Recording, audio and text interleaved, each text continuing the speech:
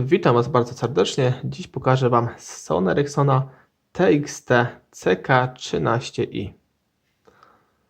Telefon został wyprodukowany w 2011 roku. No i tak on wygląda. Tutaj zobaczcie, kreatura QWERTY jest dość mniejszych rozmiarów niż na przykład Nokia. Tutaj E6, Nokia na przykład E72.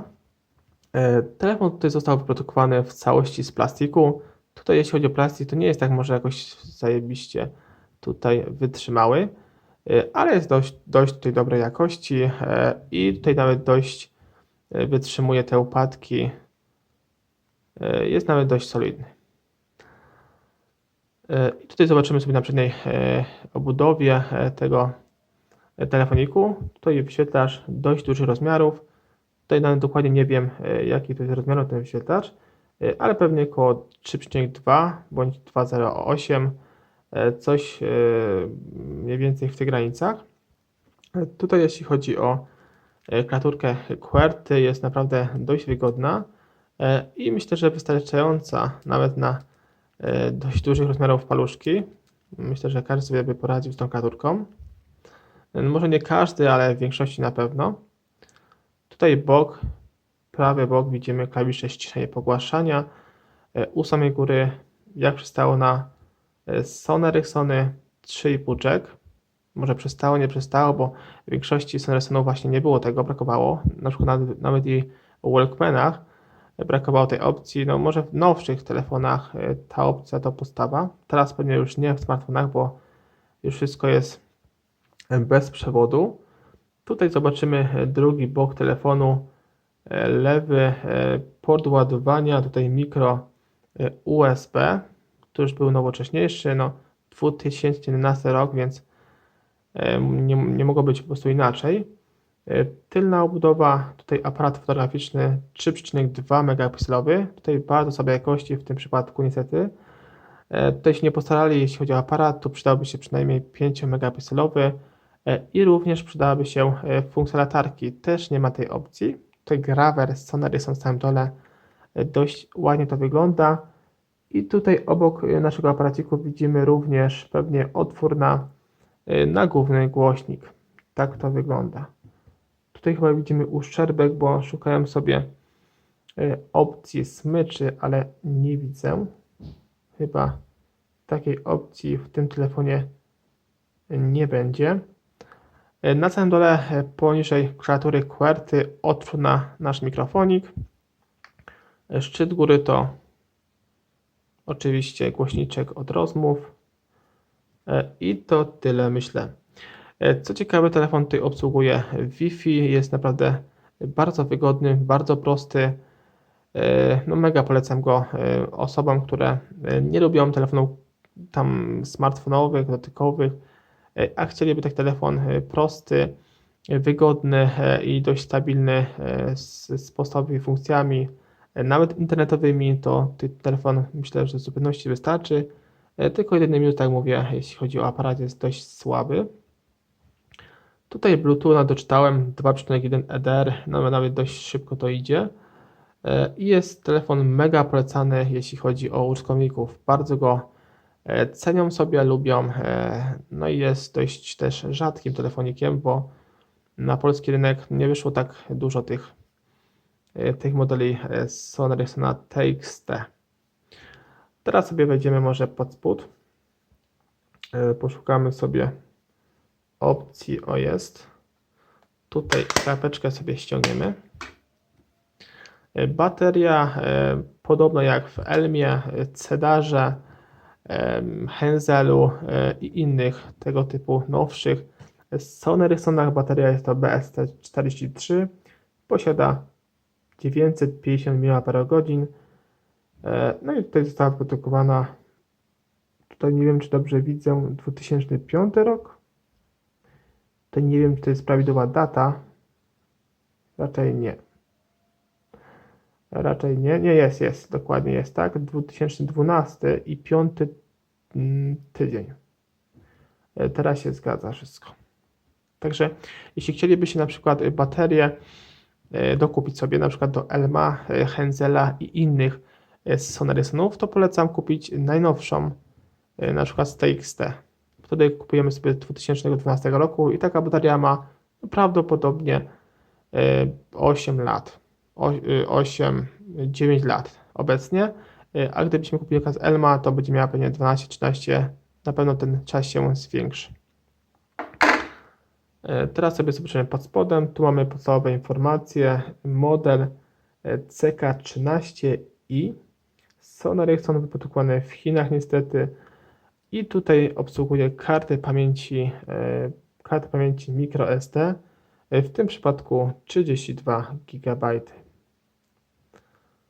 Tutaj jeśli chodzi o pamięć wewnętrzną, tutaj na nie wspominam, bo pewnie jest około 100 MB bądź 200 maksymalnie mega, no w tym przypadku w tym Soniaczku.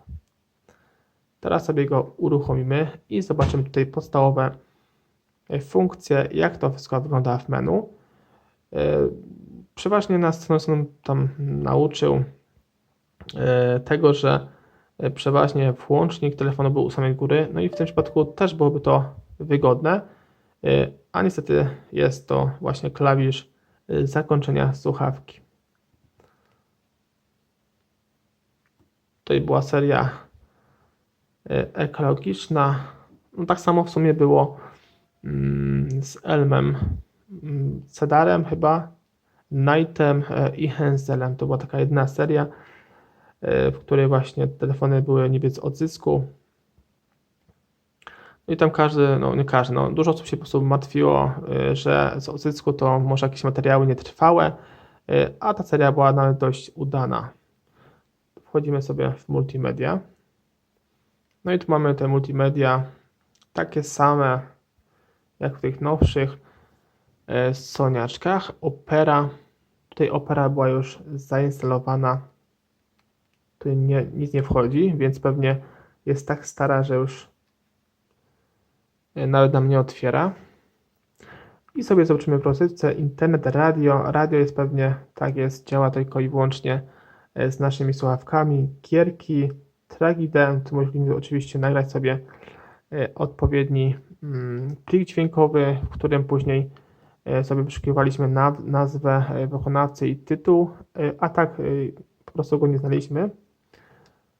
Tutaj gierki nie ma nic, wszystko jest wyczyszczone i nagrać dźwięk. Aparat fotograficzny, no w tym przypadku, jak wspomniałem wcześniej, jest no dość słabiutki. Tutaj zapewne pewnie nawet nie będzie autofokusa, zgadza się. I tak on wygląda. Tutaj mało co zobaczycie na tej kamerze, bo jest pochmurnie, ale coś tam zobaczycie. No. Nie ma tragedii, ale szału też nie ma. Też nie ma w tym aparaciku. To jest bardzo prosty aparacik. I wideo pewnie też tutaj nie ma szału, no ale na takie podstawowe rzeczy na pewno tutaj się przyda. Facebook tutaj automatycznie jest dograny. No jak wiecie dobrze, teraz te Facebooki, jeśli chodzi o telefony klasyczne, zostały zablokowane, no i musimy wszystko wchodzić z przeglądarki. Tu niestety wszystko zostało pousuwane. Wiadomości. No i teraz zobaczymy sobie, jak pisałoby się tutaj SMS-a na przykład przykładowo. Napiszemy Klaudia na przykład. No i bardzo fajnie. Bardzo fajnie to widzę, działa. Bardzo wygodnie. Wielokrotny IM. Tutaj nie znam tej opcji ze względu na dostęp internetowy. Tutaj być może Wi-Fi. To jak wiecie, napiszcie w komentarzach, bądź tam napiszcie na czacie na żywo, znajomi. To jakieś fajne skróty, kontakty, aplikacje. I tu mamy aplikacje, które zostały dograne przez pewnie producenta bądź prywatnego ziomka, użytkownika tego telefonu. Tu mamy Gmail, YouTube, Facebook, Picas, Google. Tutaj pewnie Google rozmowy jakieś. No i ten tag. Organizator. No i tu mamy te podstawowe nasze funkcje. Kalendarz, alarmy, zadania, notatniki, minutnik, stoper, kalkulator I tutaj chyba książka, aha, tak jest, książka, która pomaga nam w opcjach, które po prostu nie jesteśmy w stanie ogarnąć. I tam po prostu wszystko wytłumaczy, co to do czego służy tak naprawdę dokładnie.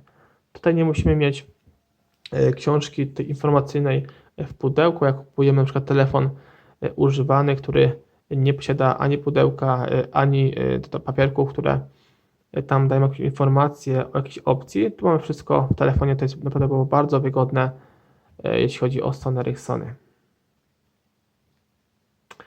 Ale to oczywiście to wszystko jest przeszłość. Tu co wchodzimy jeszcze w naszą muzykę. Tutaj może sobie znajdziemy jakieś oryginalne dźwięki. Są, więc sobie posłuchamy. Tak jak tutaj telefonik gra na głośniku.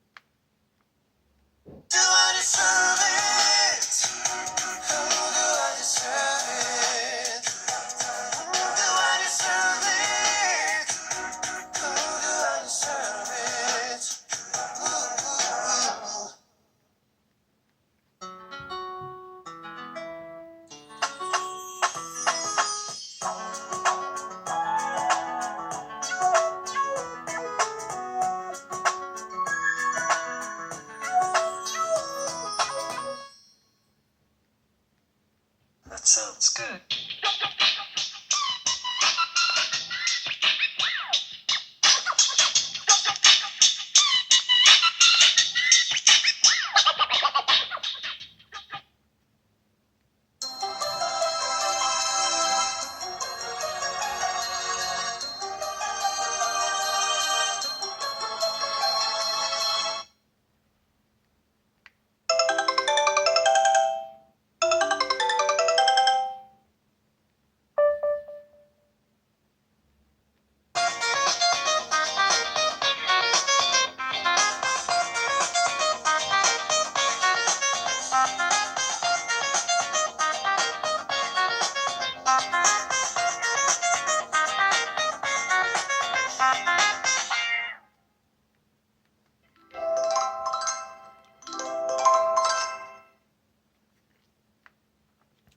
I to wszystkie dźwięki, jak słyszeliście w tym telefonie. No i jakość dźwięków jest naprawdę na bardzo wysokim poziomie. Bardzo fajnie brzmienie, te basy dobrze są słyszalne. Tutaj motywy, strony internetowe, gierki, które wcześniej zobaczyliśmy. Tutaj są puste, aplikacje, inne i to wszystko.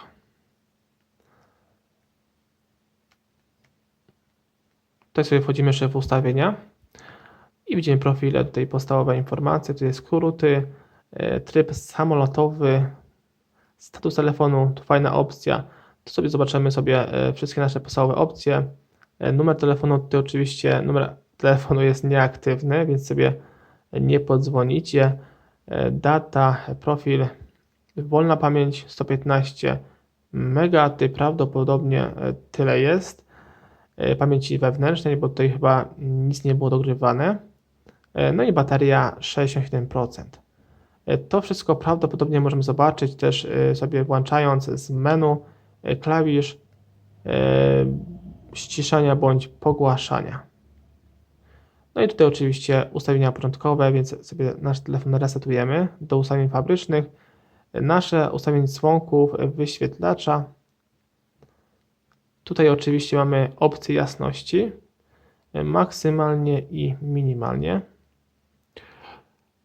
Nasze połączenia, tutaj wszystkie, no i tu widzimy Bluetooth, Wi-Fi i tutaj roaming danych. Nazwa naszego telefoniku, jeśli chcemy zmienić w Bluetooth, na przykład na iPhone 13, gdybyście chcieli, na przykład ktoś by Was po prostu wyszukiwał gdzieś na przystanku, gdziekolwiek, on ma iPhone 13, tak oczywiście żartem. I tutaj sieci komórkowe mamy do wyboru, tutaj chyba nie ma takiej opcji, żeby zobaczyć. Pewnie jest, tylko nie widzę. Albo i nie ma.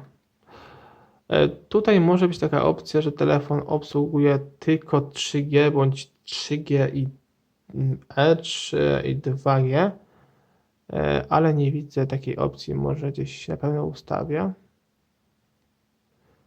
Tutaj może w połączeniach. Myślę, że tak częściej powinna być, bo widziałem, że telefon chyba obsługuje zasięg 3G. No dobra, no i to wszystko, jeśli chodzi tutaj o takie podstawowe omówienie tego TXT z 2011 roku. Tak jak wspomniałem już wcześniej, bardzo ciekawe rozwiązanie dla osób, które lubią tego typu telefony. Tutaj nie potrzebują jakichś dodatkowych bajerów, lubią prostotę, głównie do dzwonienia i pisania SMS-ów. Ten telefon tutaj w zupełności wystarczy też do takich podstawowych zdjęć, czy dość przyjemnego pisania SMS-ów bądź innych rzeczy w innych funkcjach. I to wszystko. Dzięki, że dzisiaj byliście ze mną. Zapraszam Was do kolejnych filmików z udziałem różnorakich telefonów klasycznych, dotykowych. Zachęcam Was do subskrypcji mojego kanału, jeśli Wam kanał się podoba i moje filmy Was ciekawią.